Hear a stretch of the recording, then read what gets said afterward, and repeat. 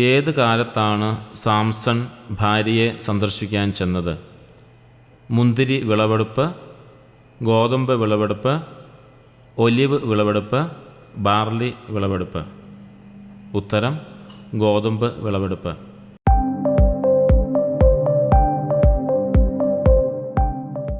സാംസന്റെ ഭാര്യയെ ആർക്കാണ് അവളുടെ പിതാവ് കൊടുത്തത്? സാംസന്റെ സഹോദരൻ, സാംസന്റെ കൂട്ടുകാരൻ, മറ്റൊരു ഫിലിസ്ത്യൻ, ഒരു ഇസ്രായേലിയൻ. ഉത്തരം സാംസന്റെ കൂട്ടുകാരൻ.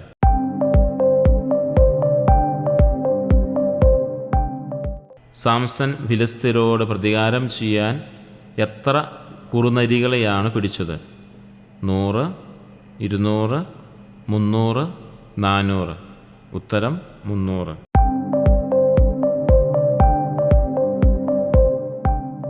കുറുനരികളെ ഉപയോഗിച്ച് സാംസൺ ഫിലിസ്ത്യരുടെ എന്താണ് നശിപ്പിച്ചത്? വീടുകളും ആളുകളും, ധാന്യവിളകളും ഒലിവ് തോട്ടങ്ങളും, ആടുകളും കന്നുകാലികളും, ആയുധങ്ങളും പണിപ്പുരകളും. ഉത്തരം ധാന്യവിളകളും ഒലിവ് തോട്ടങ്ങളും.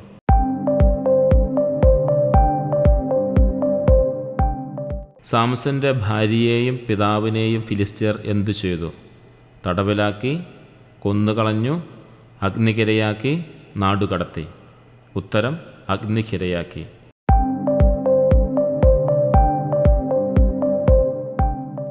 ഫിലിസ്ത്യരോട് പ്രതികാരം ചെയ്തതിനു ശേഷം സാംസൺ എവിടെയാണ് പോയി താമസിച്ചത്?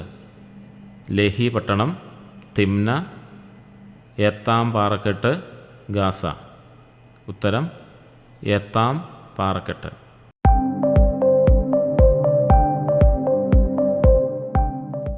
ഫിലിസ്ത്യർ യൂദായിൽ പാളയമടിച്ച് ഏതു പട്ടണം ആക്രമിച്ചു? തിമ്ന, ഗാസ, ലേഹി, അഷ്കലോൺ. ഉത്തരം ലേഹി.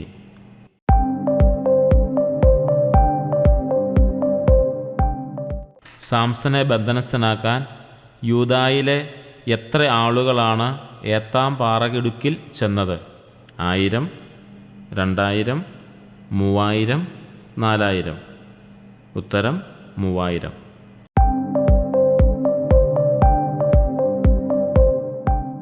സാംസനെ ബന്ധിക്കാൻ ഉപയോഗിച്ച കയറുകൾക്ക് എന്തു സംഭവിച്ചു?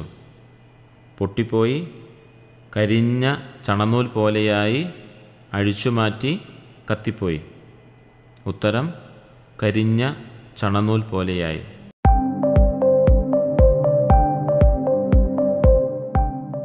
സാംസൺ എത്ര പേരെയാണ് കഴുതയുടെ താടിയെല്ലുകൊണ്ട് കൊന്നത്? 500, 700, 800, 1000. ഉത്തരം 1000.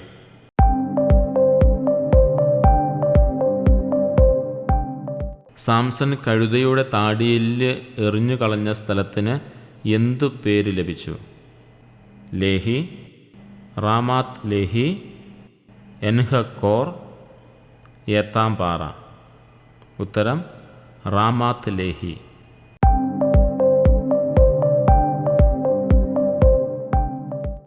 സാംസന് വലിയ ദാഹം തോന്നിയപ്പോൾ എന്തു സംഭവിച്ചു? ആകാശത്തു നിന്നും മഴ പെയ്തു, ദൈവം ഒരു പൊള്ളയായ സ്ഥലം തുറന്നു, ജനങ്ങൾ വെള്ളം കൊടുത്തു, അവൻ കിണർ കുഴിച്ചു. ഉത്തരം ദൈവം ഒരു പൊള്ളയായ സ്ഥലം തുറന്നു.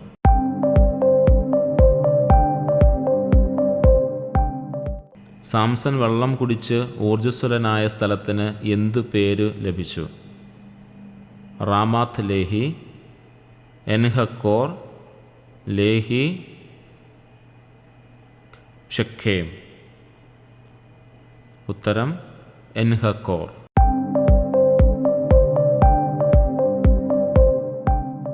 ഫിലിസ്ത്യരുടെ കാലത്ത് സാംസൺ എത്ര വർഷം ഇസ്രായേലിൽ ന്യായാധിപനായിരുന്നു? 10 വർഷം, 15 വർഷം, 20 വർഷം, 25 വർഷം. ഉത്തരം 20 വർഷം.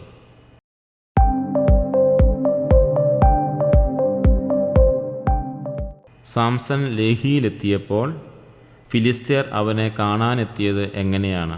ആഹ്ലാദത്തോടെ, ആർപ്പുവിളികളോടെ, കരഘോഷത്തോടെ, വ്യസനത്തോടെ.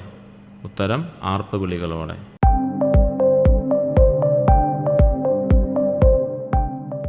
സാംസന്റെ പ്രതികാര നടപടിക്ക് ശേഷം ഫിലിസ്ത്യർക്ക് സാംസനെ പിടികൂടാൻ ആരെയാണ് സമീപിക്കേണ്ടി വന്നത്? ഇസ്രായേലിലെ നേതാക്കളെ, യൂദായിലെ ജനങ്ങളെ, അവൻ്റെ കുടുംബത്തെ, സ്വന്തം സൈന്യത്തെ? ഉത്തരം യൂദായിലെ ജനങ്ങളെ.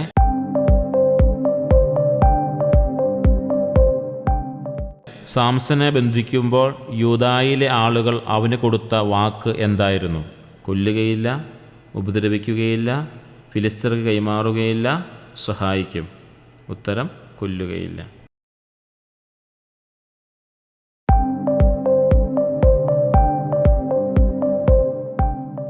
ഞാൻ ദാഹം കൊണ്ട് മരിച്ച് ആരുടെ കയ്യിൽ വീഴണമോ എന്നാണ് സാംസൺ കർത്താവിനോട് ചോദിച്ചത്.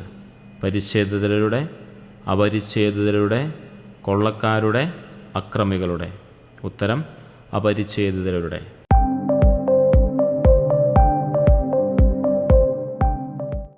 ദൈവം ലേഹിയിൽ ഉള്ള പൊള്ളയായൊരു സ്ഥലം തുറന്നു, അതിൽ നിന്നും ജലം പുറപ്പെട്ടു. അവൻ വെള്ളം കുടിച്ച് ഊർജ്ജസ്വലനായി. അധ്യായവും വാക്യവും ഏത്?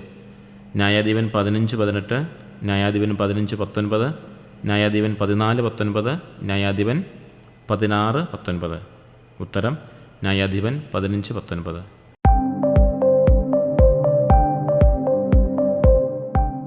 ഫിലിസ്ത്യരാണ് ഞങ്ങളുടെ ഭരണാധികാരികൾ എന്ന് നിങ്ങൾക്കറിഞ്ഞുകൂടെ? പിന്നെ നീ ഇപ്പോൾ ഞങ്ങളോട് ഈ ചെയ്തതെന്ത്? അധ്യായവും വാക്യവും ഏത്? ന്യായാധിപൻ 15:10, ന്യായാധിപന്മാർ 15:11, ന്യായാധിപന്മാർ 14:11, ന്യായാധിപന്മാർ 15:12. ഉത്തരം ന്യായാധിപന്മാർ 15:11.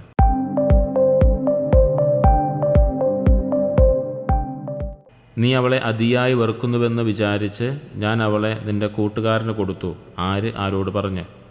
സാംസന്റെ പിതാവ് സാംസനോട്, സാംസന്റെ ഭാര്യാപിതാവ് സാംസനോട്, സാംസൺ അവൻ്റെ കൂട്ടുകാരനോട്, ഫിലിസ്ത്യർ സാംസനോട്.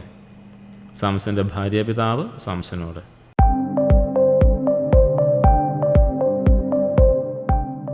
ഇങ്ങനെയാണ് നിങ്ങൾ പ്രവർത്തിക്കുന്നതെങ്കിൽ ഞാൻ ശപഥം ചെയ്യുന്നു, ഞാൻ നിങ്ങളോട് പ്രതികാരം ചെയ്തിട്ട് സ്ഥലം വിടും.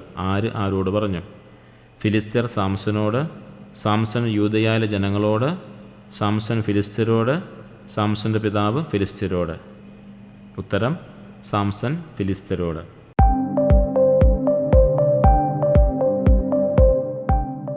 നിങ്ങൾ എൻ്റെ മേൽ ചാടി വീഴുകയില്ലെന്ന് സത്യം ചെയ്യുക. ആര് ആരോട് പറഞ്ഞു?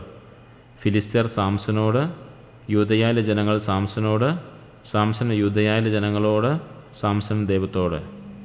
ഉത്തരം സാംസൺ യൂദയായിലെ ജനങ്ങളോട്.